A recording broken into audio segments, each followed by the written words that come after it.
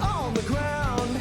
I'm not coming down. I want to go higher, higher, higher than that. Welcome back to the Business is Human podcast. I'm your host, Rebecca Fleetwood Hession, and we're here to bring you episodes that blend meaningful work with profitable success. Here to steward what I call the age of humanity. I believe if we transform the way we work, we can transform the way that we live. As always, my friendly request, if you like what you hear, hit subscribe so you don't miss any episode, and leave a review to tell the other humans that they might like it too. Always looking to help you and connect with others. All right, let's get into it, shall we? Listen, if I was a good singer right now, I would bust out into the song, "It's the Most Wonderful Time of the Year." But I'm not a singer. But it is. We're coming up on the most wonderful time of the year. And you know what? I'm not really talking about the holidays. I mean, I love me some holidays, but I'm not the one that starts decorating for Christmas after Halloween. I'm an after Thanksgiving kind of person. I'm a give the gratitude season its due, which surely you can believe that about me. And if you listen around here very often, gratitude is like a big deal for me. So what I'm talking about, the most wonderful time of the year, is what happens for humans, especially humans in business, during the holiday season. It is reflection season, y'all. And it's coming up.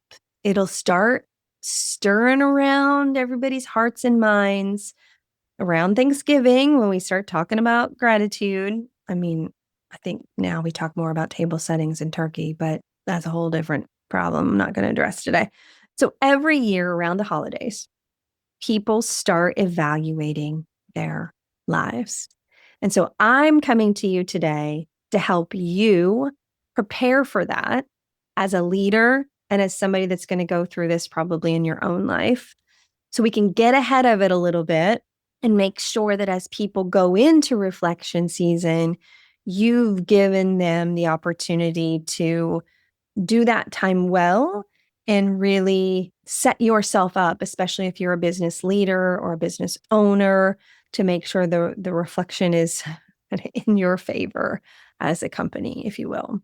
Neuroscience calls this a natural cycle of reflection. It's supposed to happen. Our brains slow down and they start to shift from all the doing of work into meaning making.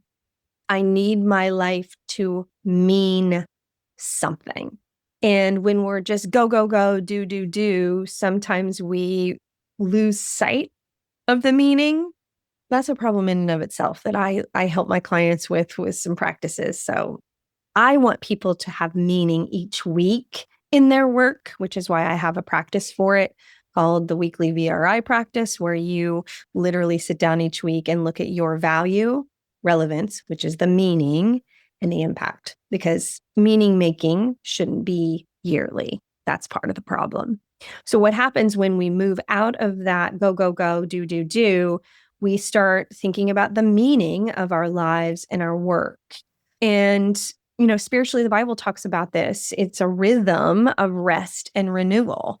Jesus went off to the mountains to pray. That's like, this is a thing. So the nervous system's pace slows down in the winter and people begin reflecting, it's snuggle season. Let's hunker down. Let's go inside. We're not out doing as much, especially here in the Midwest where weather brings us inside. But even if you live in a warmer climate, there's the natural seasonal feeling of this is a reflection time. And so people begin reflecting on, am I fulfilled or am I just functioning? And that's where it starts. The Bible says, Ecclesiastics, I think, there's a time for everything, a season for everything. And that's part of this deal. Reflection is not optional. We're supposed to do it.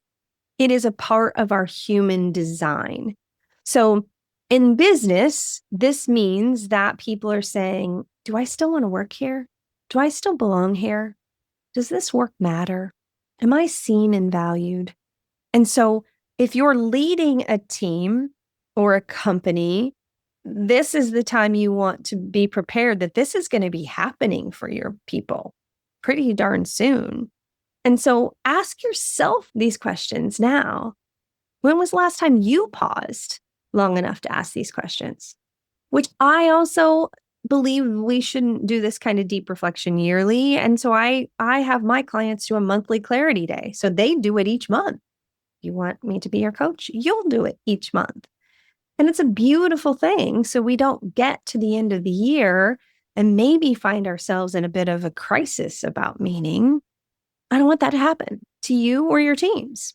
So why do you need to prepare for this now? Because by January, which is in like 15 minutes, considering today is, well, this will be November when you hear this episode, it's going to come fast. January reflection turns into decisions. So the seeds of how people are going to feel about next year are getting planted now in November and December. And so from a neuroscience perspective, reflection precedes change. When people get clarity from their reflection time, then they're going to act. And they may be acting in a way that they say, I'm going to go look for a new job. Or if there aren't jobs aplenty in your industry or whatever's happening at the time, they may have decided they're not going to give as much as they used to give. And that's even worse because they may decide they're going to check out a little bit because they've given you too much and they don't know if it matters or not. So they may decide, we used to call it quiet quitting, they may decide to work for their paycheck and that's it. I do not ever want people to overwork. I think you should always make sure that you have good, healthy boundaries and perspective in your life. But I want people to know why they matter because you work in a different way. So it's not about working more hours. It's about the way that you engage your brain to the work. And spiritually, when people start getting restless, sometimes it's God stirring something new in them that they do need a shift. We're not holding people hostages as leaders. God has their plan, not you as a leader. And so they may need to make some shifts. And if that's the call on their heart, then you want to be able to receive that and support them. Hopefully there's a shift for them in your company. But if not, you always want to keep that relationship healed, healthy, and whole and check your ego at the door about that. They're not leaving you. It's not a breakup. It's not because you're bad. It's because God is stirring something new in them that they need to answer that call. We need to be mindful that this stuff happens in this time of the year. So if you're leading a team or a business, this time of the year isn't the time to double down and be a tyrant. I know for many of you, it might be year end and the pressure could be insane, but this is the time to listen deeply. Use that time of listening and connection to drive better year-end results. Don't just send emails of, we got to get it done. This is the time to really think about how you're connecting with your team. So schedule end of the year conversations with your team, one-on-one. Ask about the highlights of their year. Ask about their challenges. Ask about the hopes that they have for next year and what kind of things they're going into the holiday reflecting about. Make sure this is a conversation, not a decision that they make in a vacuum because they're at home eating chocolate chip cookies, realizing that they might want to make a change. And if you haven't told them that they matter, they're going into it thinking, I don't know if anybody even cares about me at that company. Don't let that happen. Now, you got to actually care. If you don't, maybe it's time for you to make a change. Call me. I'll help you with that. Express genuine appreciation, not a mass email that says, thanks for all you do. The people here are our most important asset. Blech. Okay, you can send that because you're going to feel bad if you don't. And people, whether you send it or don't, somebody will complain about it. Okay, send the typical mass email, but don't let that be the only connection point. still have the one-on-one conversations. If you run a company, have your leaders have the one-on-one conversations. And you're thinking, oh my gosh, we have so much to do for year end. Okay, don't. But I'm just telling you. I'm telling you what's going to happen once everybody goes off for the holiday. So you can prepare for that or not. But I'm just here to try to help you. So genuine appreciation is appreciating who they are as a human, their gifts, talents, how they show up, not their results, or not just their results. So it sounds something like this. Hey, you know what? I so appreciate the way that you show up here for your colleagues and your clients. You're always kind and you're such a great listener. I know it just makes everybody feel good and safe to be around you. And I know that's why your results are always great. So you're saying, yeah, thank you for your results, but you're saying, here's who you are and how you get those results.